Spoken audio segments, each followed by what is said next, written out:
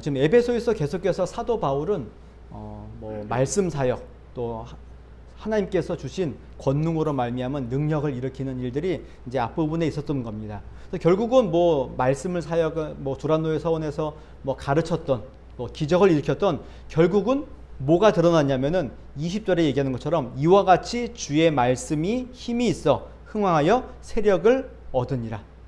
그러니까 뭐 바울의 이름이 세진 것도 아니고 뭐 교회가 풍성해진 것도 아니고 결국은 뭐가 세지는 겁니까? 주님의 말씀이 힘이 있어서 더욱 힘을 얻게 되었다라는 이야기를 하는 겁니다. 그러니까 교회는 뭐 교회가 힘이 세지고 무슨 뭐 세력 어떤 사람의 세력이 더 뭐 팔로워들이 많아지고 이게 아니라 결국은 뭐가 힘이 있다고요? 주의 말씀이 힘이 있다라는 것들을 우리에게 보여주는 내용인 겁니다. 자, 이런 내용이 있는 이런 상황 가운데서 그때쯤 어떤 일이 하나 생겼냐면은 소동이 하나 일어난 겁니다. 그러니까 바울은 계속해서 말씀을 가르치고 기적도 일어나고 또 이런 가운데 세력을 점점 얻고 있는 이런 시간 가운데 어떤 소동이 하나 일어났습니다. 당연히 이 소동은 바울이 전한 복음 때문에 일어난 어떤 소동인 겁니다. 그래서 이 소동의 원인이 어디에 있고 어떻게 진행됐고 어떻게 마무리되었는지를 한번 살펴보면서 이 소동을 통하여서 우리에게 주는 어떤 메시지가 무엇인지를 오늘 함께 좀 살펴보도록 하겠습니다. 일단은 이 소동, 뭐 쉽게 얘기하면은 소동 그러니까는 좀 이상한데 쉽게 얘기하면은 뭐 데모하는 겁니다. 오늘날로 얘기하면 데모하는 겁니다. 데모하는 거죠. 뭐 때문에 데모가 일어났는가? 그 데모의 중심에 누가 있냐면은 데메드리오라는 은장색이 있습니다. 그러니까 이 은장색이라는 이야기는 은세공업자인 겁니다. 은세공업자. 그러니까 어떤 주물들을 가지고 이렇게 잘 만들어서 뭔가 파는 사람인데 특별히 뭘 파냐면은 아데미의 신상 모형을 만들어서 파는 일을 하는 겁니다. 그러니까 이 사람이 이제 그 일을 열심히 했는데 혼자만 한 것이 아니라 그 일을 잘해서 직공들, 공장에 있는 일하는 사람들에게 그것들을 뭐 하는 건가? 이렇게 수주했다 그러나요? 공장에다가 맡겨서 이것을 잘 만들어서 많이 대량 생산하는 거죠. 그리고 이 일들에 또 누가 있냐면은 영업하는 사람들. 그냥 만들어만 되는 것이 아니라 그것을 파는 데가 있잖아요. 이 파는 사람들을 다 불러 모은 겁니다. 그러니까 아마 이 데메드리오라는 사람이 뭐랄까요? 그냥 쉽게 얘기하면 오늘날로 얘기하면 대기업 총수 같아요. 그래서 공장 사람들, 자기 영업 직원들 싹 다 불러 모아놓고 이야기하는 겁니다. 뭐라고 이야기하는가? 이렇게 얘기합니다. 24절을 보면 데메드리오를 하는 어떤 은장색이 은으로 아데미의 신상 모형을 만들어 직공들에게 적지 않은 벌이를 하게 하더니 그가 직공들과 그러한 영업한 자들을 모아 이르되 여러분도 알거니와 우리의 풍족한 생활이 이 생업에 있는데, 그러니까 자기들의 모든 풍족한 생활, 어떻게 보면은 먹고 사는 이 모든 일들의 근원이 어디라는 겁니까? 이 일에 있는 거죠. 신상을, 아데미 신상을 만들어서 파는 이 일에 우리의 풍족한 생활의 근거가 여기에 있다라고 설명하는 겁니다. 이 이야기를 한 이유는 뭘까요? 당연히 사람들에게 얘기하는 거죠. 우리의 밥벌이는 뭐라는 겁니까? 여기에 있다는 겁니다. 그런데 이 일을 지금 누가 방해하고 있는 겁니까? 바울이 지금 방해를 하고 있다 이야기하는 겁니다. 오늘날 저희가 보면은 굳이 뭐 이런 걸 누가 사는 사람이 있을까라고 생각이 되어지는데 굉장히 많은 것이 팔린다라고 이야기하는 겁니다. 뭐 저는 잘 모르지만은 그 가끔 길거리에 가다 보면은 그 불교에서 하는 그 불교 용품 파는 점 있잖아요. 거기에 보면은 그 용품이 정말 팔릴까라는 생각이 좀 들잖아요. 우리는 잘 모르니까. 근데 그 안에 제일 많이 팔리는 게 뭔지 혹시 아십니까? 그 불교 안에서 달마도래요. 달마도. 이게 엄청나게 팔린다는 겁니다. 도대체 그걸 사서 뭐 하는지는 모르겠지만 제일 많이 팔리는 게 달마도라는 겁니다. 이때도 마찬가지. 지금도 그런데 이때도 굉장히 많은 것이 팔렸다는 겁니다. 이 에베소에 보게 되면 이 아데미의 여신을 기념하기 위해서 5월에 되면은 축제가 일어나는데 그 축제 때 팔리는 이 비용, 이 신상의 내용이 엄청난 거죠. 단순히 그냥 모양만 판 것이 아니라 이것을 어떤 함에다 잘 만들어서 그걸 잘 꾸며서 이렇게 보관할 수 있도록, 뭐 오늘날로 얘기하면은 뭐 피규어들 만들면은 피규어만 있는 게 아니라 뭘 만드나, 그 옆에 상자도 예쁘게 만들어서 모아놓을 수, 이렇게 만든 겁니다.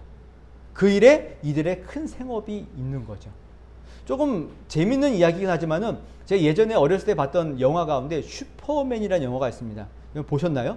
그 영화 잘 보시게 되면은 이제 어딘지 기억 안 나지만 슈퍼맨이 약간 좀 머리가 살짝 이렇게 좀 제정신이 아니어가지고 이상한 일들만 하고 다니는 겁니다. 그 중에 하나 뭐였냐면은 돌아다니다가 이탈리아에 있는 그 피사의 사탑이 어떻게 되어 있습니까? 약간 쓰러져 있죠?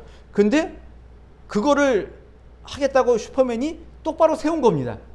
그랬더니 그걸 본 누가 있냐면은 이걸 세울 적에 그 모양을 만들어 팔고 있는 그 조각상들이 그걸 보고 허무해하는 모습이 보이는 겁니다.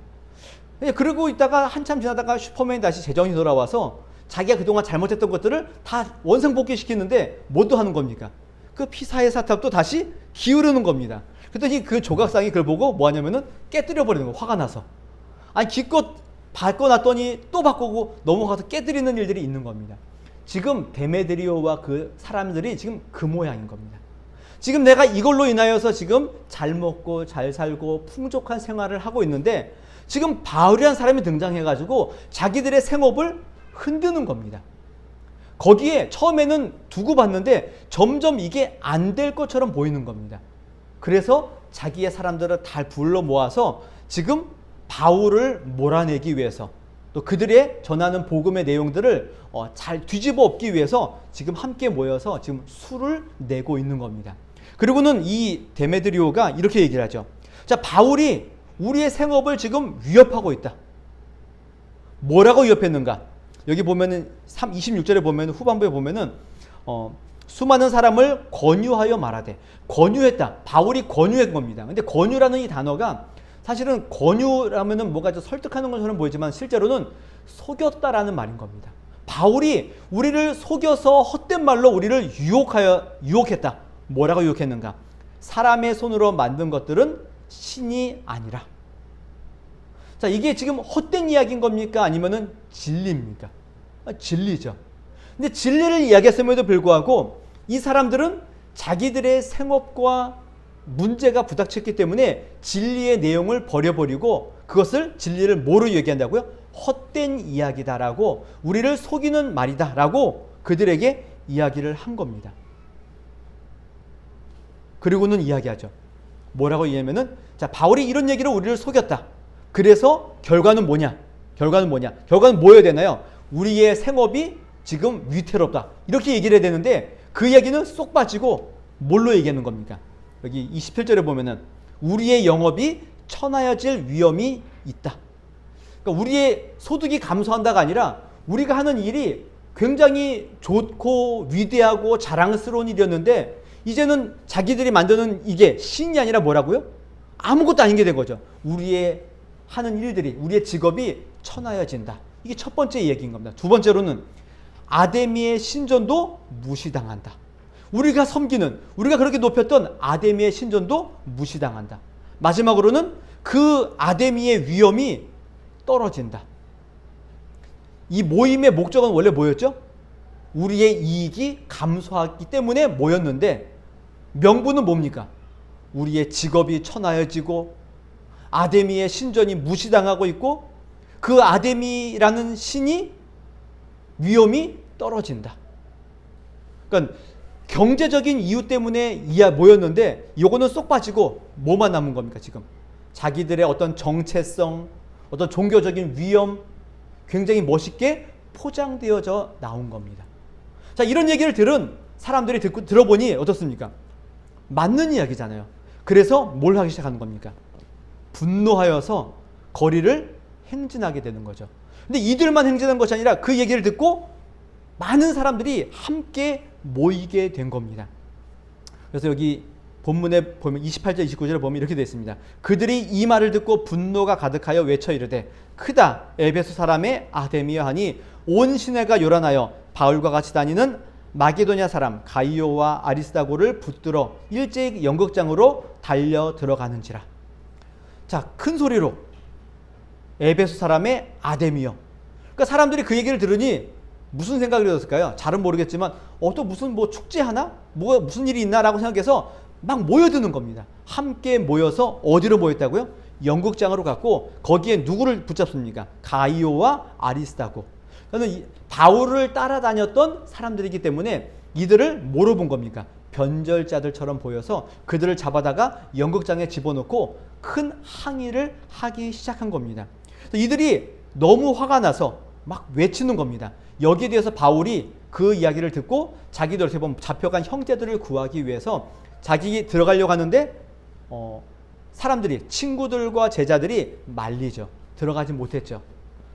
이런 상황 가운데서 또 유대인인 알렉산더가 뭐 자기도 뭔가 하려고 했더니 유대인인 줄 알고 다 말을 못하게 하고 뭘 하는 겁니까? 2시간 동안을 여기 뭐라고 표현하냐면은 뭐 아데미여 이렇게 이야기를 하면서 2시간 동안을 그 극장 안에서 소리치는 겁니다.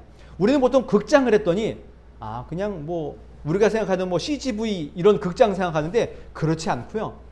이 당시 에베소에 있는 야외 극장은 오늘날로 굳이 이야기한다면은 야구장 크기 정도 되는 겁니다. 한 2만 5천 명이 모여서 함께 연극을 볼 수 있는 그런 장소에 사람들이 모여서 크게 외치는 겁니다.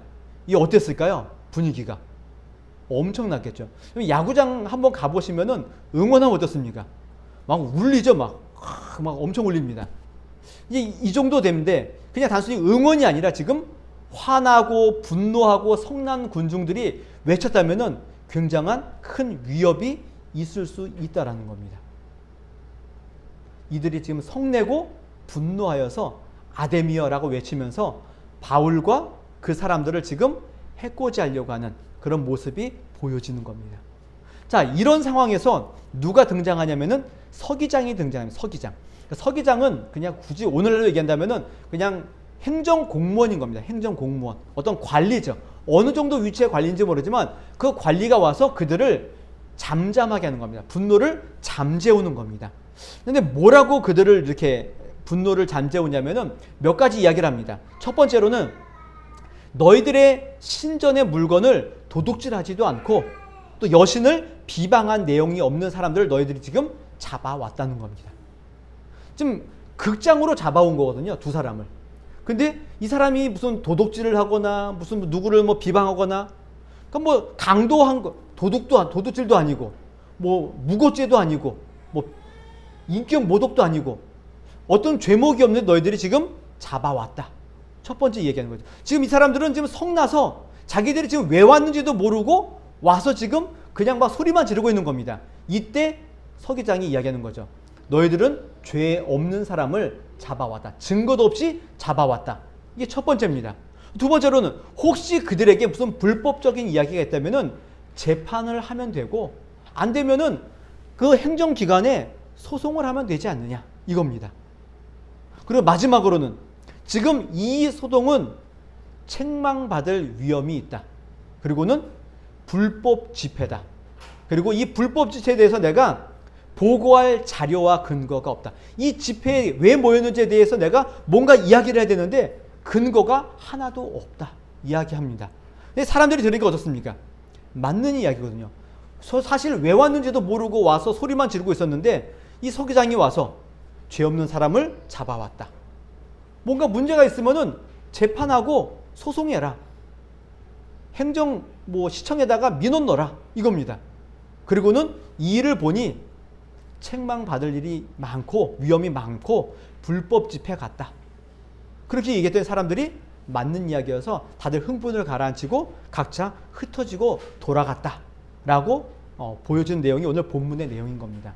잘 보시게 되면은 진리의 내용 때문에 자기들의 어떤 이익이 흔들리게 되자 불법적인 내용들을 가지고 소동을 일으키는 세상의 모습이 보여지는 겁니다. 이러한 가운데 누가 도와주죠? 서기장이 나와서 평정하는 겁니다. 하나님의 어떤 기이한 능력과 기적이 나타난 것이 아니라 그냥 사람이 도와주는 겁니다. 전에 봤듯이 고린도에서도 누가 도와줍니까? 총독 갈리오가 그들의 그 소송과 그들의 그것들을 막아내시죠. 하나님께서 때를 따라 이방인들과 우리가 전혀 예상하지 못했던 사람들을 통하여서 그 복음의 내용들을 지키시고 보호하신 내용이 오늘 본문에 보여지는 겁니다. 그러면 저는 이 본문을 보면서 뭔가 이야기하고 싶으면 첫 번째로는 우리가 진리를 따라 살아가고 복음을 증거하고 살다 보면은 우리가 이런 애매하게 불법적인 내용들로 우리가 고난과 고통과 때로는 시기와 질투를 받을 수 있다라는 겁니다. 그러니까 세상 사람들은 진리를 막아야 되는데 이 진리를 막기 위해서 뭘 한다고요? 불법적인 내용들을 가지고 그들을 그 진리의 내용인 저와 여러분들을 이렇게 흔드는 일들을 하고 있다는 겁니다.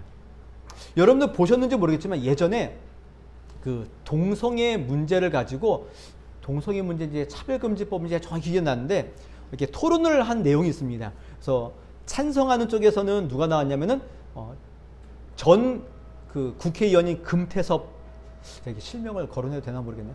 하여튼 이분이 나오셨고 또 한쪽에서는 진중권 교수가 나왔고요. 이쪽에서는 누가 나왔냐면은 그 변호사인데 제가 이름이 기억이 안 나요. 변호사 한 분이 나오셨고 또 한 분은 국회의원인 이현주, 지금은 국회의원이 아니죠. 이 네 분이 나와서 이렇게 설명하는 겁니다.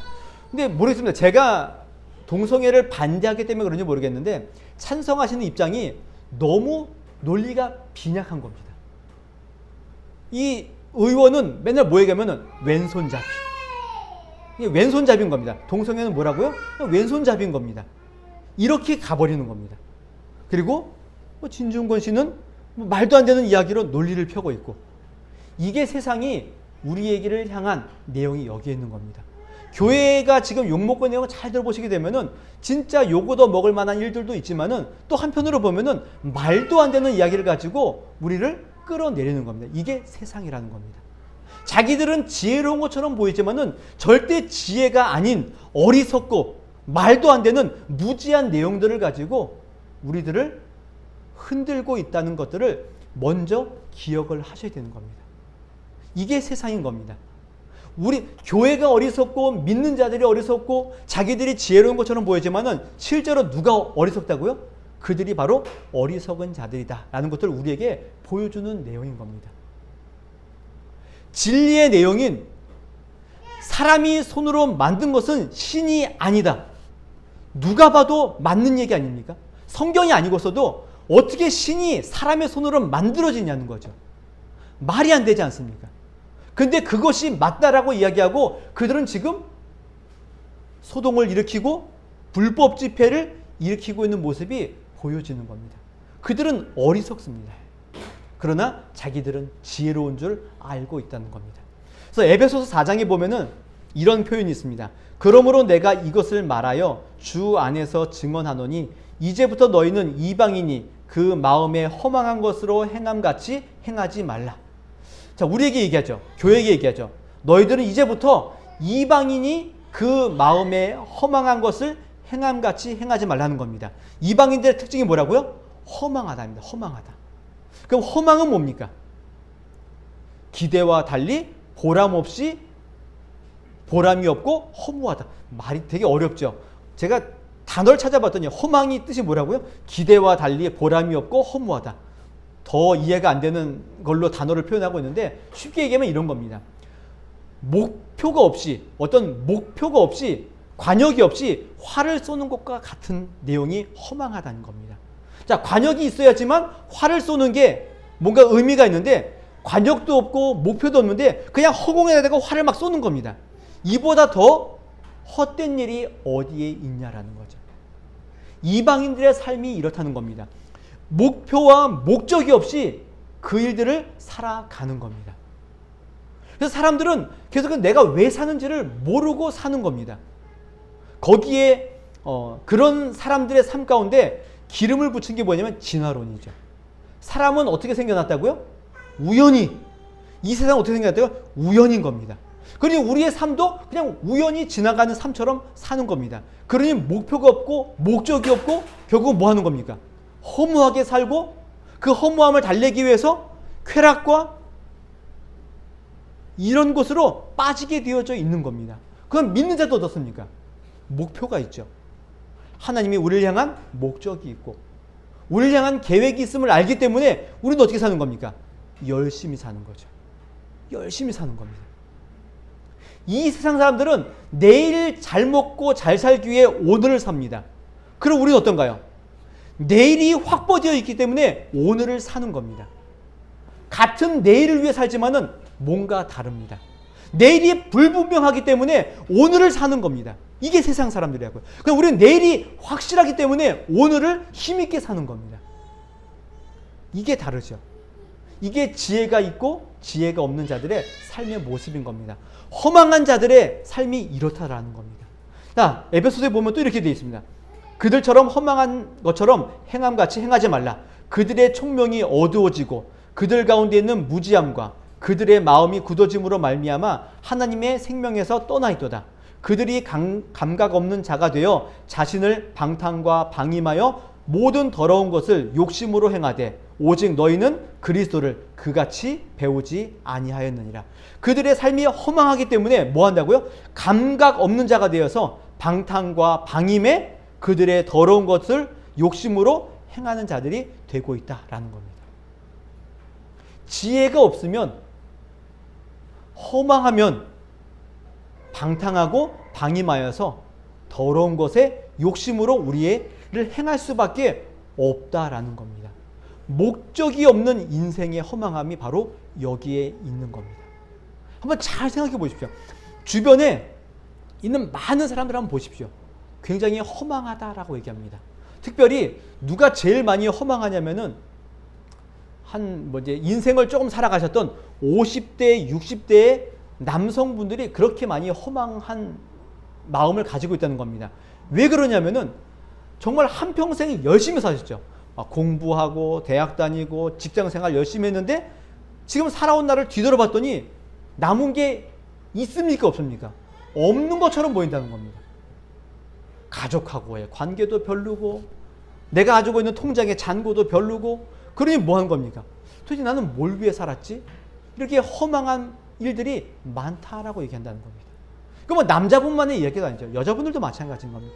열심히 남편 보필하고 가족을 열심히 살고 이제 왔더니 내 꿈은 없고 아무것도 없고 허망해지는 겁니다. 그렇지 않다는 겁니다. 그 일 자체가 주님의 은혜였고 이것들을 깨닫는 일들이 우리 가운데 있으셔야 되는 겁니다. 근데 이 일을 모른다면은 우리도 어떻습니까? 이 세상의 사람들의 그 허망함처럼 우리도 정말 허망한 줄 알고 자포자기하고 또 원망하고 불평하는 일들 가운데 우리 가운데 있다는 겁니다. 이게 이 세상 사람들의 특징인 겁니다. 진리가 있음에도 불구하고 자기들의 생업에 위험을 얻게 되자 진리를 버리는 것들, 이게 뭐라고요? 이 세상의 어리석음인 겁니다. 나의 생명과 나의 진리가 주님 안에 있는데 이것 때문에 우리의 이익이 흔들려 버리게 되자 우리도 이 세상 사람들처럼 그 진리를 버리는 겁니다. 이게 뭐라고요? 이게 어리석음인 겁니다. 그러지 마시라는 겁니다. 그러시면 안 되는 겁니다. 그래서 믿지 않는 자들은 항상 헛된 영광에 목매게 되어져 있는 겁니다. 그런데 이거는 이 세상의 어리석음인데 오늘 믿는 저와 여러분들이 이 어리석음에 똑같이 빠져 있지 않은가 한번 돌아보실 필요가 있다는 겁니다.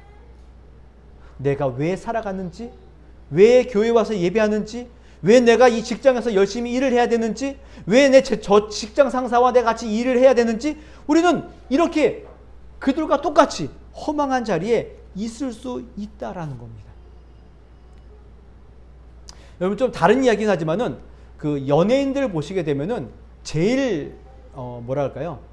힘들어하는 사람들이 연예인입니다. 그들이 제일 불안이 많고 뭐 어떻게 보면 요즘 들어서 특별히 더 자살도 많아지고 하는 이유가 어디에 있냐면은 불안하기 때문에 그렇습니다.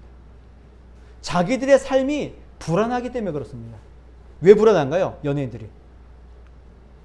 자기들의 인기의 근원이 누구에게 있죠? 사람에게 있는 겁니다. 자기들의 모든 소망이 누구에게 있죠? 사람에게 있는 겁니다.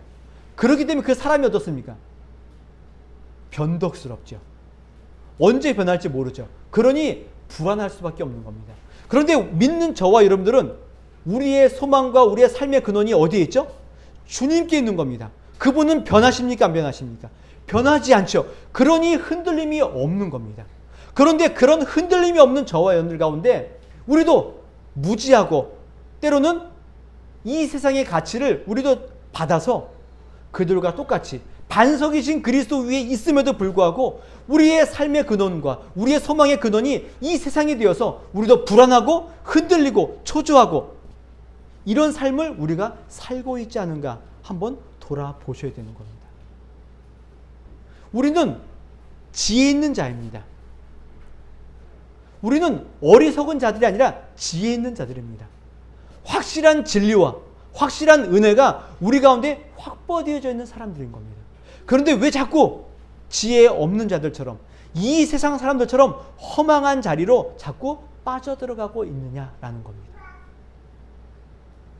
왜 그들과 같이 아우성치며 살고 있냐라는 겁니다. 이게 우리의 부족함이 바로 여기에 있는 겁니다. 제가 지난 금요일 날도 한번 설교를 드렸는데 저희들이 지난달에 읽었던 그 약함의 자리라는 책이 있는데 그 책을 이렇게 읽다 보면은 이런 겁니다. 믿는 자들에게 고난이 항상 있는 겁니다. 이런 어려운 가운데 누가 우리를 도와주셔야 되는 겁니까? 하나님이 도와주셔야 되는데 하나님이 안 도와주신다는 겁니다. 안 도와주신다는 겁니다. 정말 내가 필요한 그 순간에 주님이 없는 겁니다. 이 일 때문에 우리의 믿음과 신앙이 흔들린다는 겁니다. 흔들린다는 겁니다. 그러나 그 책에서 하는 이야기가 뭐였냐면은 내가 가장 어렵고 힘든 그 순간에 누가 우리와 가장 가까이 계시다고요? 주님이 가장 가까이 계시다는 겁니다. 그리고 마지막 궁극적인 결론은 뭐였냐면은 나사로의 예를 들면서 나사로의 죽음을 통하여서 주님은 뭘 보여주시길 원했냐면은 주님이 부활이고 생명임을 보여주기를 원했다는 겁니다. 그런데 나사로의 죽음을 통하여서 사람들은 뭘 보죠? 마리아와 마르다는 뭘 보죠? 주님이 계셨으면은 안 죽었을 텐데. 나사로의 죽음에 머물러 있는 겁니다. 주님은 그 일을 통하여서 뭘 본다고요? 그들의 시각을 넓혀서 부활이요 생명이시고 자신의 죽음을 통하여서 이 세상 모든 사람에게 부활을 허락하실 그 놀라운 은혜들을 보게 하신 데 있다라는 겁니다. 이겁니다. 이 세상 사람들은 지혜가 없어서 뭐만 보죠? 지금 우리 눈앞에 있는 것만 보는 겁니다. 그냥 믿는 자들은 그것만 보는 것이 아니라 더 넓은, 더 깊은 하나님의 은혜를 보고 그분의 뜻을 보고 이 세상을 살아가는 자들이 되어져 있는 겁니다. 이것을 놓치시면 안 되는 겁니다. 그러나 세상 사람들은 우리의 이런 외침에 뭐라고 얘기한다고요? 너희들은 우리를 지금 속이고 있다라는 겁니다. 그게 정말 진리냐? 아니다. 너희들은 우리를 속이고 있다. 우리를 속여서 우리를 더욱더 어렵고 힘들게 만들고 우리의 이익을 빼앗아가는 자들이 되고 우리가 지금 잘 살고 행복해야 되는데 너희들은 지금 우리를 행복 가운데서 멀어지게 하는 자들이다 라고 우리에게 비난하고 또 우리를 욕하고 있다라는 겁니다. 고린도서에 보면은 이런 표현이 있습니다. 우리는 속이는 자 같으나 참되고. 믿는 자들은 뭐처럼 보인다고요? 속이는 자들처럼 보이는 겁니다. 왜 속이는 자처럼 보이죠? 이 세상은 눈에 보이는 것을 잡으려고 하고 이것을 잡기 위해서는 뭐가 필요한지를 우리에게 이야기합니다. 그러니까 우리는 뭘 얘기하나요? 눈에 보이지 않는 것들만 이야기하죠. 맨날 뭐 얘기합니까? 예수님 믿으시라고. 예수님 어디 있냐고. 예수 믿으면 천국 간다고. 천국이 어디 있냐고. 예수 믿으면 영원한 생명이 있다고. 영생이 어디 있냐고. 우리는 속이는 자처럼 보이는 겁니다. 왜?